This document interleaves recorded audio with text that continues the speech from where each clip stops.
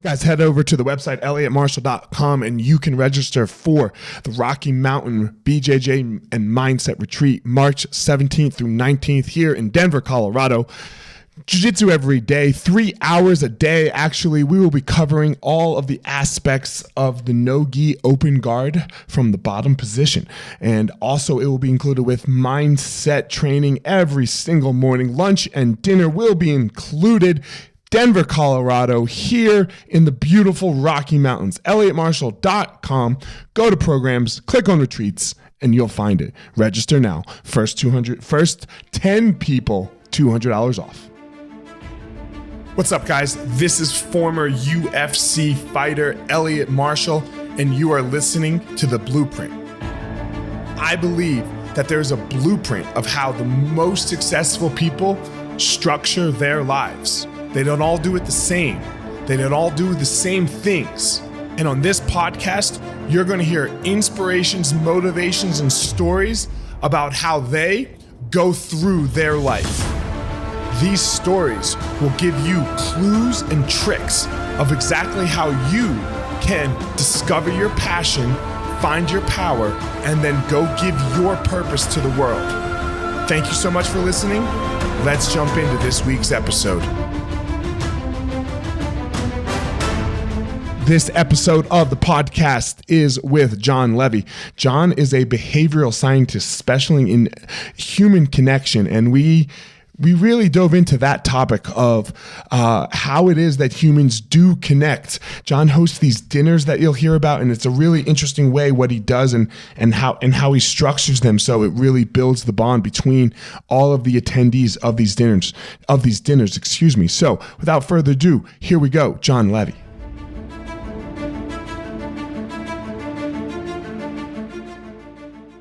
I have a question. I was stalking your Instagram and I saw you at Times Square for New Year's Eve. Yes. What was that like?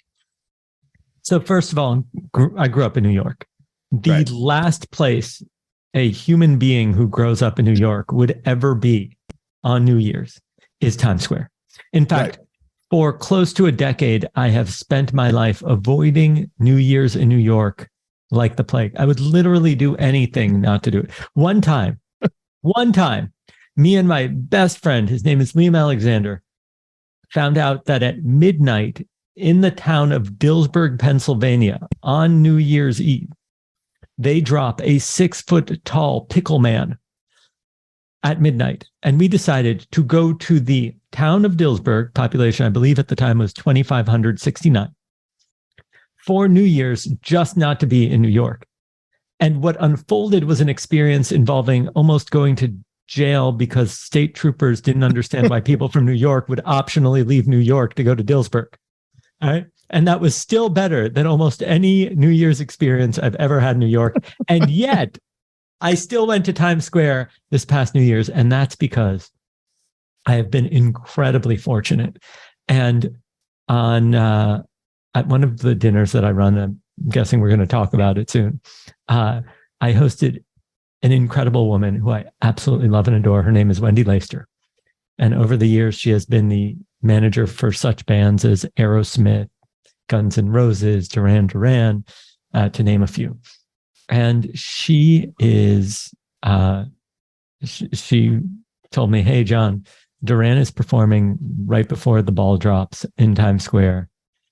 Do you want to come and join us? So I went with the band and her and a few of their friends and family. And we got like a private concert, really, because there were cameras there, but it's like 40 of us getting a few songs from the band. And then we went down and they let us stay in the heart of Times Square in the best possible spot at midnight and enjoyed the ball drop and then went home. So, let's be clear. Let's explain what it is for most people, right? If you just go to Times Square, you have to have a bag to shit and piss in if you have to go to the bathroom, right? Because or something you like can't that. Yeah, leave your spot. Some people wear like diapers. They don't drink all day. Yeah. It is not a pleasant experience, right? Because you can't leave your spot. Like once you're in, you're in, and there's no bathrooms. There's not, right. You're not eating. So whatever, which probably, it sounds like you shouldn't eat because then who knows, right? Eat the things. Yeah. Yeah. So this is not a fun experience. Yeah. Yeah. Okay. And you did not have that experience. You did not wear a diaper. No.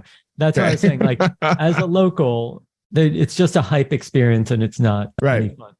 In fact, I celebrated my, I have this large community, and to celebrate, we ran what's called Not a New Year's, which is a celebration the night before. So it's on the 30th, and it ran from 8 to midnight, but everybody had to be out before midnight. And the reason is that way the introverts don't feel required to be up to a certain hour. And like, people who don't drink aren't like, oh, here, have some champagne. Like it takes all the social pressure off of it, and you actually get to enjoy the time you have with people. Yeah. Let's talk about that. You said enjoy the time you have. You're a behavioral scientist, right? You specialize in human connection. And I said to you offline, this human connection thing had been a chase that I had been on for my entire life because of my, odd upbringing of Black Holocaust surviving grandparents, Jew. So didn't really fit in anywhere, right? Holy cow. So, what a unique story. Yeah. So wait, can I ask a question about this? Of course, go ahead. Are you mixed? Are you half Black, half white? I'm half Black. So my dad's Black, my mom's white, but her grandparents survived the Holocaust. Holy cow. I spent a lot of time with them. Yeah. Like 3-4 days a week. So very interesting, right? Very interesting. You don't fit in, right? You have very little human connection. Yeah. Yeah. Like doesn't matter where I go. Yeah. I can't say I relate to the same degree, but I'm born to Israeli parents. I grew up in New York. Okay. So in New York, I was always too Israeli to be like an American kid.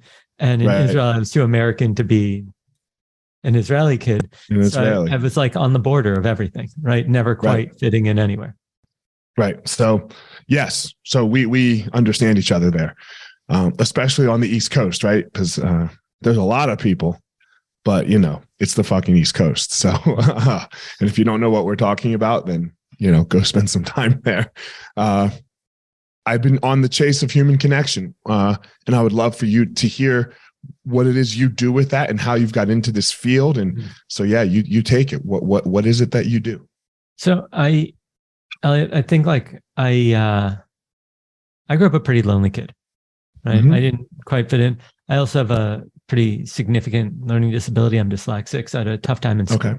It's not like I ever really found, especially in my younger years, something that made me stand out, or I wasn't an athlete, or I had nothing to fall back on. But I was really geeky. I liked Star Trek, computers, things like that. Back then, you couldn't be a cool computer geek. Nowadays, you could be a cool computer geek because you make loot, and you could be a .com billionaire. Look, it's weird how this whole thing has changed, right? You can wear my kids wear unmatching socks with SpongeBob and it doesn't matter anymore. It's really interesting how because if I went to school like that, I mean, nobody liked me in the first place. I don't know if I would have made it out. Yeah.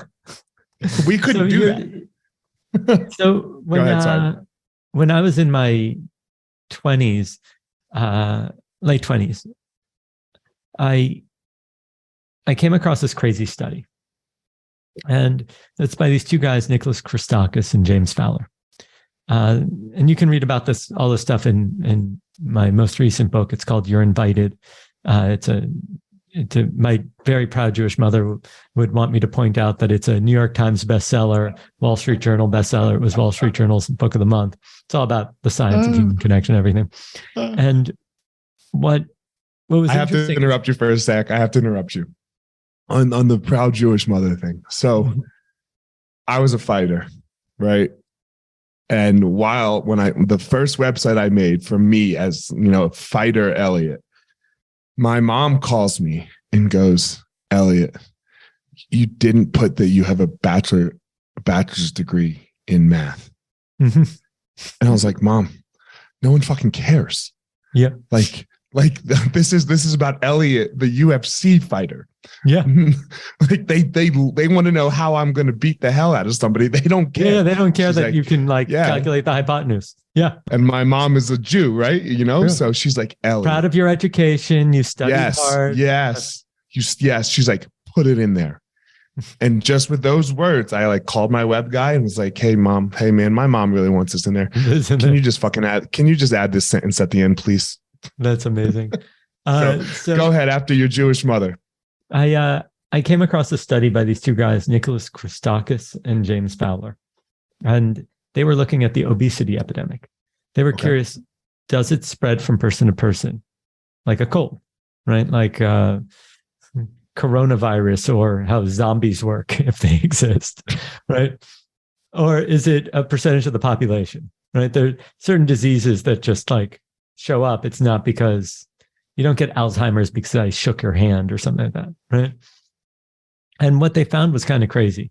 They found that if you have a friend who's obese, your chances of obesity increase by 45%. Your friends who do not know them have a 20% increased chance, and their friends have a 5% increased chance. Now, this kind of effect is true for happiness, marriage and divorce rates, smoking habits, voting habits, and so on. So human beings are fundamentally contagious. Our habits, our thinking, everything, right? And so I realized that instead of beating myself up for setting an alarm at 6 a.m. to go to the gym and then hitting snooze and never making it to the gym, maybe if I just spent more time with people I really admire that are healthy and fit, or good business leaders or whatever it is, then I'd actually gain those characteristics by just being part of their social circles. And I went on this journey to figure out what would have the most extraordinary people in our culture actually want to connect, build trust, and how do we really create a sense of belonging for people so that they stick around, right? I don't want just a selfie with some famous business leader or athlete. What I wanted is for them to feel really connected to the point that I get to see them often or talk to them, or that they made friends through me so that they really feel like they're part of a community. And so I started studying it, and I developed a bunch of theories. And when I put the theories to the test, I did it in a really weird way. I started inviting 12 people at a time to my home to cook dinner, wash dishes, clean my floors. And the weirdest thing is they thanked me for it, and they would ask if their friends could do it. And so I hosted over 2,500 people at 288 dinners in 11 cities in 4 countries. Guests come, they're not allowed to talk about what they do or even give their last name. They cook dinner together. And when they sit down to eat, they find out they're sitting with Nobel laureates, Olympic medalists, the occasional prime minister, member of royalty, or professional athletes, editors-in-chiefs, you name them. And so I've hosted like even the voice of the dog from Who Let the Dogs Out, right? That dude won a Grammy for that. A Grammy for barking. Amazing.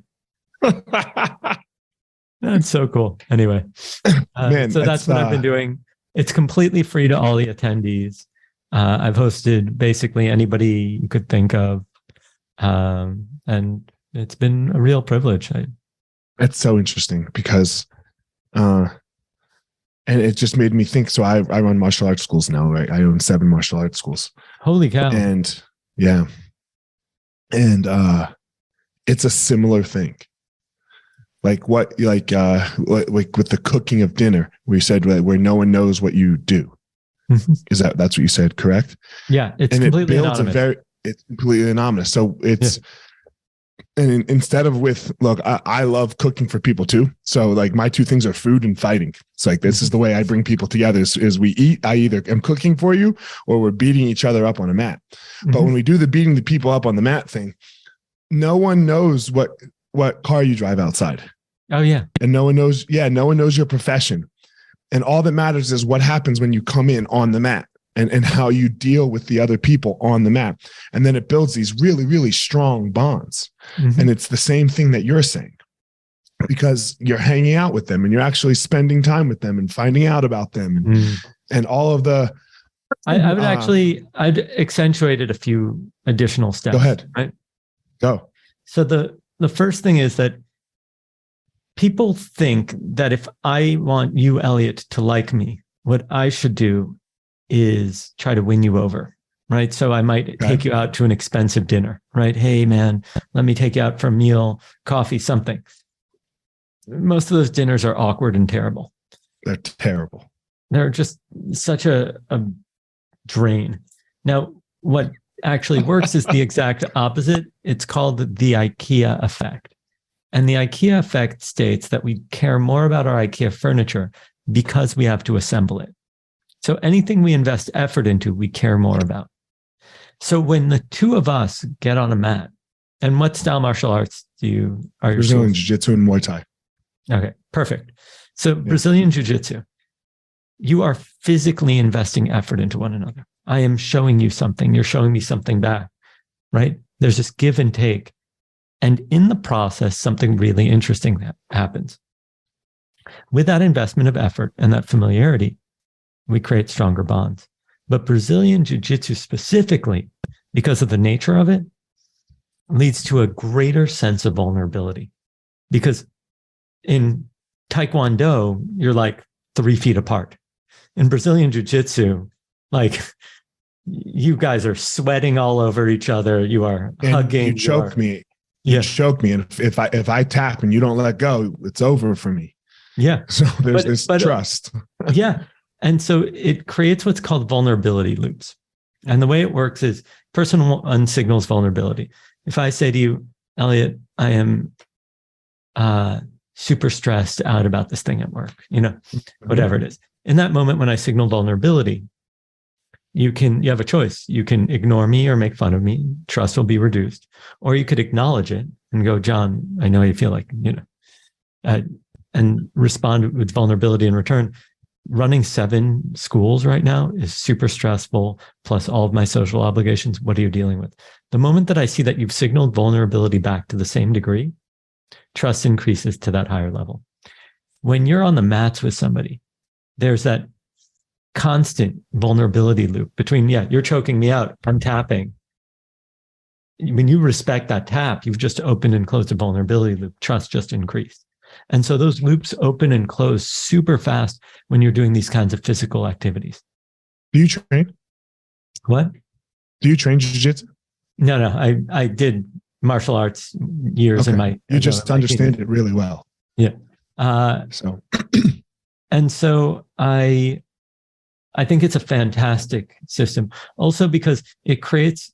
There's so few places where men can be safely vulnerable and intimate, right? And I think that dojo or school like that really provides a unique opportunity that for like a healthy form of masculinity. Why do you think we're so bad at it? I'm sorry? Why do you think men are so bad at it? And like you said, a healthy form of masculinity. I mean, I say this all the time in the podcast. I don't believe in toxic masculinity because I don't believe that behavior is masculine. The behavior, yes, right? Obviously, like asshole, right? Oh, interesting. It's just not masculine. Like that's not a masculine trait. So don't fucking put that on like, that's just called asshole or dickhead or whatever else you want to say. Right? So I see where you're going with this. Yeah. I agree that we probably need new language, right? Mm-hmm. Because we do confound things, right? And then like it produces this situation where people who are women that might show certain characteristics are then called masculine or something like that, right? When what we need is a new vocabulary to be able to discuss all of it. Totally get that. Yeah. So your question: Why do you think so many men struggle with these? Let's just use the term toxic masculinity traits or the lack of being able to be vulnerable with each other. I think there's a few problems. One is that there's a historic kind of training. The boys can't cry, things like that, right? And if you look back in the 1970s, this guy, L. David Meek, wrote a book, a compendium on wolves. And in it, I'm sorry, I sneezed for a sec. What'd you say? What's the book called? It was a compendium on wolves. He brought together all this information. And in it, he shared some research that stated that wolves are led by an alpha male and an alpha female. Male dominates the males, female dominates the females. And that's how wolf culture works. The book becomes a wild hit. A Supreme Court justice writes the New York Times review. I've never even heard of anything like that. He ends up on the Dick Cavett show, which is like, being on the biggest night show back then. And it helps progress this idea of the alpha male, right? You see the 1980s come in, and you see Wall Street and, by any means necessary, dominate and control. And you see this like top-down authoritarian attitude of business leaders and how men control and dominate, and I'm the man and all that. Repeats his research in the 1990s, discovers it was completely wrong. The reason it looks like an alpha male is dominating so much is because when wolves reach a mating age, they break off from the pack to find a mating pair and they start a family. Mostly what you're seeing is a mom and dad taking care of their cubs. And you have kids, right? Yeah, I'm the fucking alpha male in the fucking house. Yeah. But that's because, I have to. Yeah, it's just because like when you're there's kids, no one else. Yeah, it's not even, but it's not because of like some great desire to dominate and control. No, it's like there's when no your one kid else. starts picking his nose in public, you're like, "What are you doing? Get your finger out of your nose!" Yeah, right. Sit at the table, wash your hands. Yeah, it's like you just need somebody to be in charge. Someone has to do it. Yeah, but it turns out that and just think this through: if you were overly aggressive and felt the need to dominate everything, you'd get into all these unnecessary fights and get killed. You'd take your pack into fights that you didn't need to have, and they would get hurt and they wouldn't then be able to hunt. And so being just like a pure alpha doesn't actually work. In fact, empathy is far more critical in all these things, but we've been indoctrinated into a collection of beliefs. Now, here's another thing, and this is and I do believe in strength, though. Like I'm not into I'm not into the weak male. I'm not into that at all. But it has to be balanced with what you were just saying: empathy, vulnerability, things like that, like an ability to listen. Mm-hmm. So go ahead. So, my view is, listen, it takes all types, right? Mm-hmm. If where you find your voice is being like really strong and doing all great, if where you find your voice is sitting in a lab doing research that like benefits society, and you're just like the gym isn't your thing, but like you ride your bike and you're healthy and all that, great, more power to you. Like none of my business, right? But here's one of these things that's really super interesting. And this is not my area of expertise. I do not do any of the research on this. It's just anecdotally from people sharing stuff with me. What's really interesting is when you speak to people who've transitioned genders and they're put on hormone therapy, they talk about, at least this is what I've heard, that their access to their emotions are just different. When going from female to male, then suddenly one of the default responses is anger, rather than like the complexity of emotions that they felt when they were women. And I think that's just a really interesting thing, that there's probably some biological hormonal elements that make it different for us to process emotions. Right? I think I was listening to years ago, the podcast, This American Life. And I was talking about a lady who was a super hardcore feminist, like super hardcore, like almost hated men, but she was going to transition from female to male. And she hated everything about the typical toxic masculinity male, including looking at women, right? Like it's wrong. This is wrong. And then when she transitioned and they started giving her testosterone, she was like, I couldn't make it down a city block. Like I would walk and be like, don't turn around and look at that girl's butt. Don't turn around and look at that girl's butt. Don't fuck that amazing ass, And like, she just literally, and then she would hate herself for it until she realized it was just the biology of what, not now biology, what the drug testosterone, the hormone did to her. So she had all this empathy. And she said she started calling men that she was friendly with and got in arguments about like looking and gawking at boobs and asses and like, and how we speak. about like, when we're with each other, like, yeah, and we all do it because it's almost in a way like, we can't, and not excusing any misbehavior, but like when you click on my Instagram Explore page, it's jujitsu stuff and chicks. And I don't think I spend that much time looking at chicks, but I definitely slow down.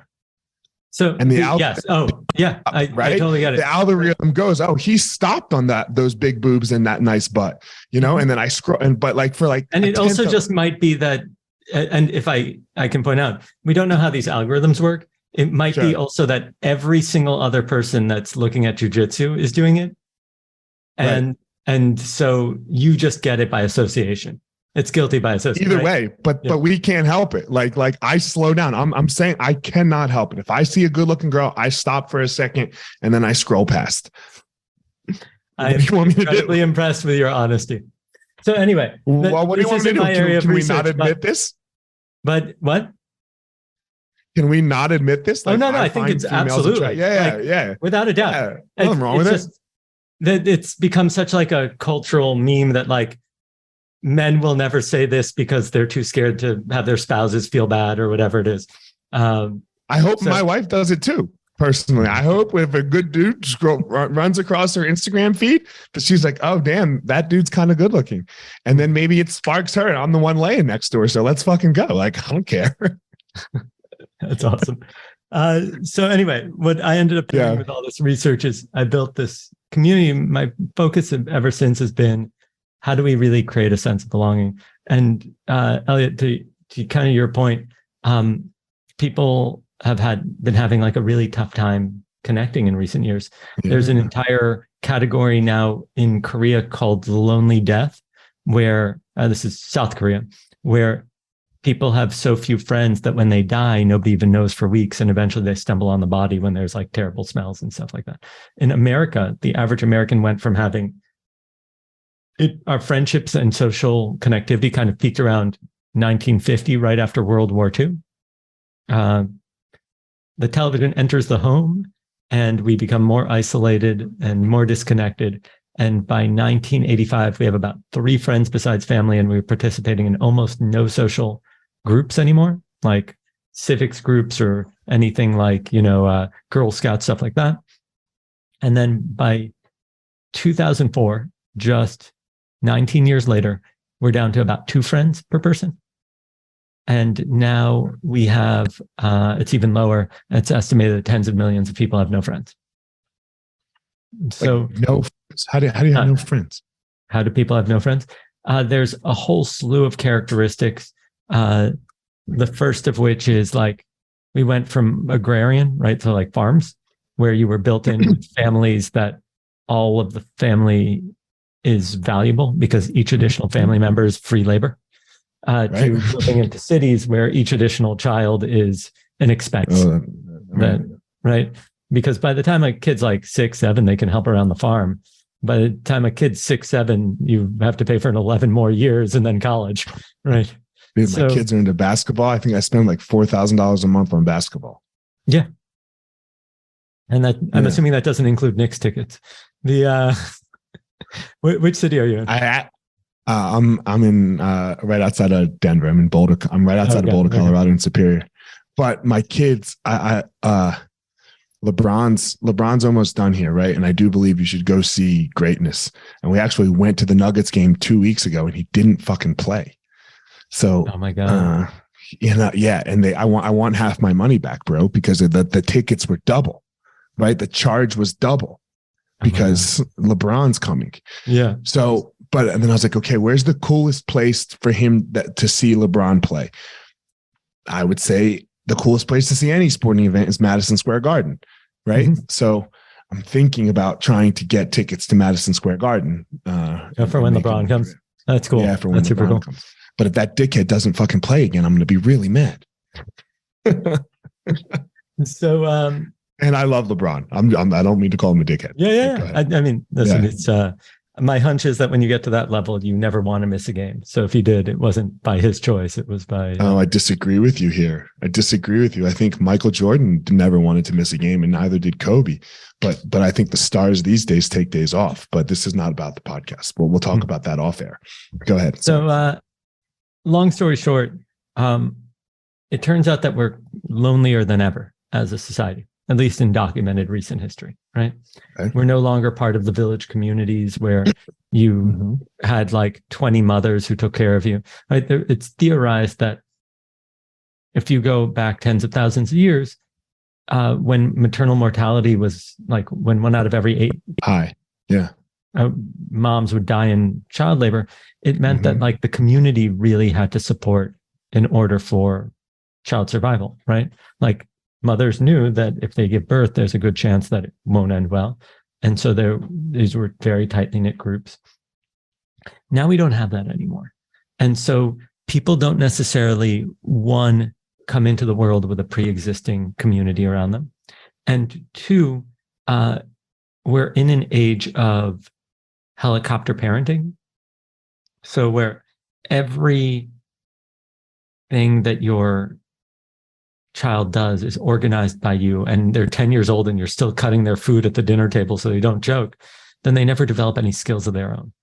And social skills are anti-fragile, right? When you apply pressure on them, they get stronger. When you screw up a little and say the wrong thing, you learn what to say next time. And if kids never have to develop, I think all skills are anti-fragile. What? I think all skills are anti-fragile. Yeah. And so if kids never have to develop that, then by the time they reach college or their first job, where's their social circle? They've never had to, mom always took care of it, or dad or whoever.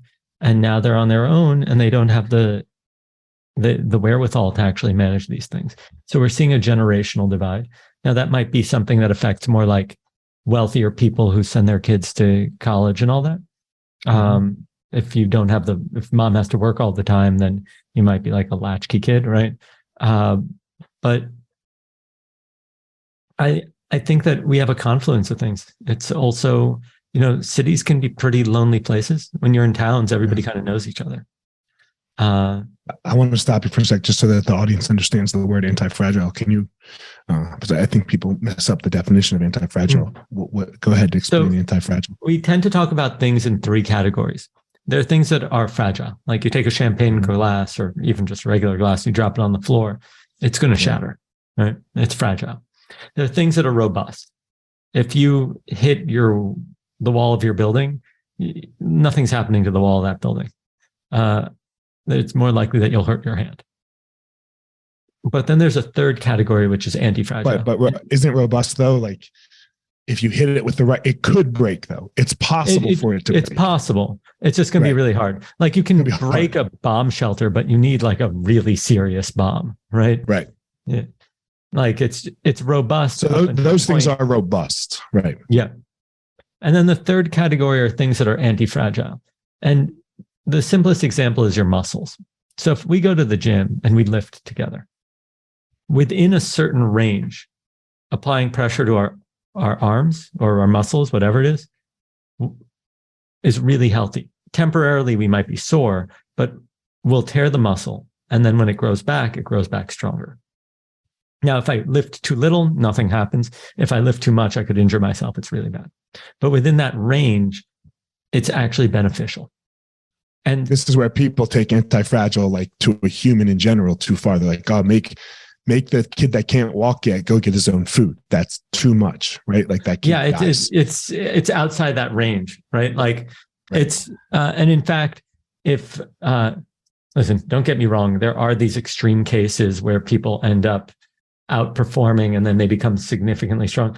But when we look at like most people, it's just not going to function that way. It's not happening. Sure. Yeah. You can hear stories about people's New Year's revolutions and they New Year's resolutions. Got it. Resolutions, and they transform their life. But that's 1 out of like 10,000 or 1 out of 100,000. Like if you actually want people to do it, if you actually want everybody else to do it, you need a different strategy. So for anti-fragility to work, you really want to be in that range. And social skills, if I shame you and embarrass you completely, you're going to avoid public interaction. But if you come in and you crack a joke and people laugh a little and you crack another and they didn't like it, then you'll know, okay, I'll use the first one more often and not the second one. And you get stronger for it. I want to ask you this question. How did you, and I think a lot of people get stuck in making their life they just exist in it, right? They like this interesting, weird topic like yours. Yours is interesting and a little weird, and but so is mine, right? I wrestle on a mat with people, and we get all sweaty, and so mine's weird too. So we all have these weird things about us. How did you make this work? What was that process like when you were like, "Yo, I'm going to do a dinner," and you said you had the Grammy winner from Who Let the Dogs Out, right? And you had a prime minister and Olympic athletes. You didn't get them on your first dinner. Oh God, no! Right? I was not one of the cool kids. I couldn't just pick up the phone and do that. You weren't going to Duran Duran concerts, and I saw you at the Grammys, and on your stuff. So this didn't happen overnight. So what was that process like for you? So let's start off with I'm 13 years in, and there was a year of research before that. So you're 14 years in. Yeah, I mean, I'm somewhere like that. Well, somewhere around there. We won't debate the time. Go ahead. Sorry. Yeah. And so it started off with trying different things to invite people. I knew I wanted to gather them. So initially it was like, oh, do I get people on a phone call? That didn't work. Do I get I just kept trying stuff. And then I would have people over for dinner. And one day, 4 or 5 friends came over. We were supposed to go out for dinner. And we said, you know what? Let's just go to the supermarket, grab some materials, and cook dinner together. And we were so bonded by the end of it that I said, okay, I'm going to do this. And then because we're in New York and everybody always talks about who they are and what they do and all that, I made it a rule that you can't talk about work. And so I started by inviting people. I tested out the dinner. The people I invited initially were think about this as 2010 or so. It was somebody who had a decent following on Twitter. Back then it was 10,000, right? And a top hairstylist that works with all these celebrities, and a real estate developer that did some decent sized projects, an artist, and all these people. And the food was awful. Fun fact, the food is still awful. Because you get 12 people who don't know how to cooking. Don't know how to cook. Yeah, that's funny. So fast forward, it was I want to stop you for a sec. So what were you doing for money at this point? Oh, failing miserably. At that point, how did you you're living in New York, man. Your rent's $5,000. Easy. So what was I doing for work? I was. How did you live? I think I was consulting for startups at the time. Oh, okay. Yeah. Okay. Listen, I wasn't making bank. I made more money selling Cutco knives back in my 20s. Then what happened was it took me a while to collect more names. It was probably 6 months later till I did the second one, then 5 months later to do the third one. And I did them very infrequently.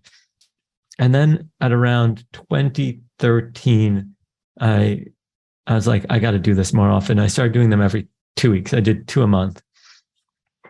And because of just continuously doing it, eventually I got somebody who had won an Emmy because they wrote on The Daily Show. And then they introduced me to more people at The Daily Show. So we had more Emmy winners. And then somebody's like, yo, my friend's a songwriter or something like that. Can you invite him? He won a Grammy. And then once we had the proof of concept, then I would also approach all these random strangers at events. And I'd see the occasional B-list, C-list celebrities and such. And I'd go to them and I'd say, hey, I run this thing, secret dining experience. And they'd be like, oh, cool. Here's my contact info or my manager's contact info. And we'd just keep inviting. And eventually we filled all the dinners and kept doing more. And now we do 5 or 6 a month. And we just never stop. Yeah. That's so the number one thing with almost everyone who's successful at, their life is you just don't stop. So Like I'd say there's two things. One is they keep going on the thing that produces results, but they are also really good at quitting the things that don't. Because what happens is, I would argue, there's far too much. We're always told, never give up, never surrender, no matter what. The Kentucky Fried Chicken Colonel tried 59 people, and so on and so forth. And we get obsessed with not giving up when really our time could have been spent so much better doing other stuff. I give up on stuff all the time. You don't quit, but you make adaptations. You're always looking at results. Sure. Or, yeah. And if I can point out, like, there's a certain point, Elliot, where in your field, it's a really good idea to quit. Like, yeah, I quit fighting. Yeah. I quit. And that was fantastic. Sure. And you reevaluate and you're like, hey, I am at this age in my life so much better at working with people and spending time and teaching than I am getting hit in the head over and over again. Right. Like, for sure. Yeah. And quitting is so good for you in the right circumstances. Look, you bring up a great point. Glover Teixeira, former champion, fought over the weekend, and he was fighting for the title, and he got the shit kicked out of him. Mm-hmm. And afterwards, as he should have, he retired. Yeah. He's like, I can't do this anymore. He's 40 years old. And granted, his championship run came late in his life. So I understand why he was doing it so long. Mm-hmm. But he was, but he quit. Like, technically, he quit. We like to use other words for it, retire, move on. Yada, yada. Yeah. But he quit. And as he should have. That was the right thing to do. But what he said, he's like, look, I'm going to help these young fighters coming up. I have the champion. He's the head trainer for the middleweight champion of the world right now. Right? So he's not quitting the whole thing. He's not going to go be an electrician somewhere. Not that there's anything wrong with being an electrician. He's just not fighting. They make bank. I mean, are you kidding? They kill it. Yeah. They kill it. Plumbers kill it. I know, seriously. And here's the best part. I don't think they're going to come up with like any AI in the next 5 years that's going to replace a plumber. Right. Yeah. I'm not going to get a robot that's going to figure out how to unclog something and like do all that stuff. Software engineers are fucked, but plumbers aren't. Yeah. Listen, it's an inevitability. Like, how are you going to teach a computer to run a cord through a wall that has all these things and worry about you don't want an AI screwing it up. It's something that you want a human being who has experience doing. And so talk about job security. If you want to go from being a fighter to being a plumber, a lot less strain and a lot more money. I'm not here to judge. John, I like to end the podcast with two questions. One, we have so little in common, right? Like from the outside, right? Like, you Google me, like my team reached out, you Google me, fighter, dude getting punched in the head, yada, yada, right? Mm-hmm. Why did you bother to say yes to coming on this podcast? I really like meeting people. And I spend most of my life trying to find people who are wildly different than me to expose me to different things, right? I've never participated in Brazilian jiu-jitsu, and yet you go, wow, do you do this? Like, it's because I have a lot of conversations and I'm really curious, right? Yeah, you really knew it. You understood it really well. So go ahead.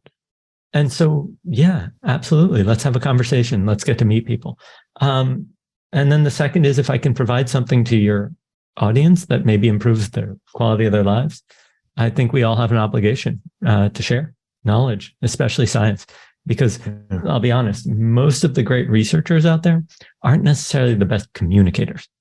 And so it falls on people like, I am not the greatest researcher. There are people who are smarter than me, more talented than me, and more dedicated to finding these things out than me.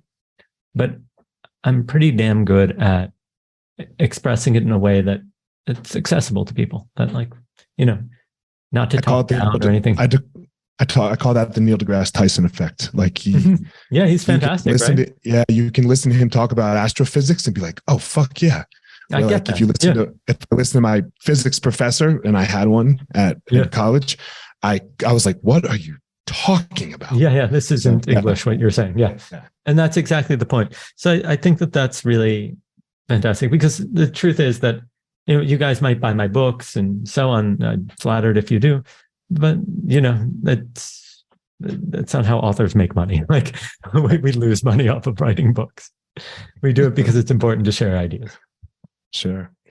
I asked that question because I think people need to say yes to more things that won't necessarily be this massive financial return to them. Mm-hmm. So learning how to have that skill. The last question is, I believe everyone has a unique gift in the world. They go give the gift to the world, and then the world gives them something massively back in return. We were talking about LeBron earlier. Obviously his is basketball, and it returns him a lot of money and fame. Not everyone's does that. Mine doesn't. What is your gift? I think my superpower is connecting people and giving them a sense of belonging. Right. I've run a lot of dinners, and I like a lot of really bad meals. And during one of the dinners, a executive for a major company, like Fortune 50, maybe Fortune 100, said to me, to the table, she goes, "John," and she's a Black woman. As a Black woman, I'm often invited to dinners, and I'm always the only Black person, often the only woman there. And I will tell you, this is the first time I've ever felt like I belong. And I take a lot of pride in that I go to an extreme effort to make sure that everybody who steps through the door knows that they're safe here, that they can't do anything wrong, and that we're really happy that they came. Most of these people, I don't like, there's no business angle, right? I have no business with Olympians. I have no business with researchers or almost anybody who walks. Like, what am I going to pitch the Prime Minister of Belgium? Like, I have nothing to do there. You can't do anything for him. I mean, I can maybe make more introductions, but like, it's not, I'm not going to start consulting for Belgium. I mean, maybe if they want me to, but it's not my guess is the Prime Minister of Belgium could get almost any connection he wanted. A woman, but yes, when I was hosting her, she could. Extraordinary woman, Sophie.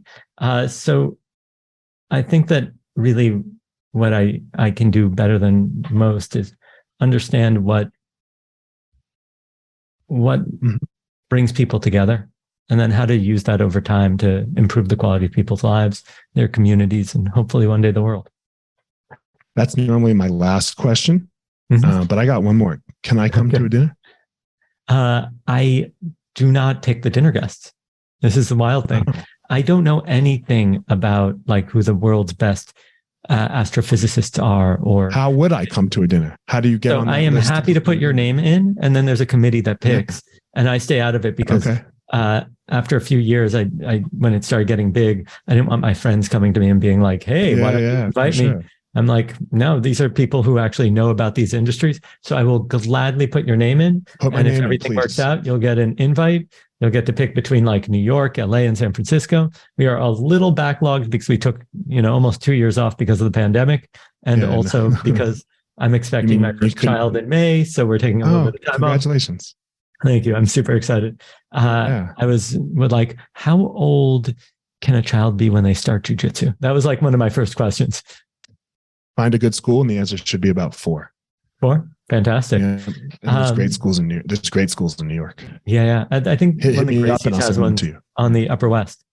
That school's very good. Henzo's on the Upper West Side is very good. Yep. Henzo's, that's my lineage. So that's I used to go to New York. That's my lineage. That's my teacher's teacher. Mm-hmm. So I used to come to New York a lot. So yeah. That's awesome. John, thanks so much for coming. Oh, sorry. Go ahead. Oh, no. Absolute pleasure. This has been a joy. Yeah. And I hope we get to stay in touch. Yeah, let's do it. Tell everyone if they're interested in what you're doing, where can they find your social website, all that stuff? Website is just my name, John Levy, JONLEVY. All my social is John Levy, T like Thomas, L like lion, B like boy, John Levy TLB. So if you go on Twitter, Instagram, anything, and I try to do my best to respond to any messages. So feel free to message me on there, and I'll do my best to get back to you, or message me through the website. And my book is called You're Invited: The Art and Science of Connection, Trust, and Belonging. Awesome, man. Appreciate it. Guys, as always, John has his unique power that he goes out and gives to the world. And I have my unique power that I go out and I give to the world. Please don't go out in the world and try to be John. Please don't go out in the world and try to be me. Everyone, please go out there and find your own power. Thank you so much for listening to this week's episode. I hope you found something useful that you can take and implement into your life. Don't forget to head over to wherever you are listening to this podcast and leave a review. That would be greatly appreciated. Also, go follow me on social media at FireMarshal205 on Instagram.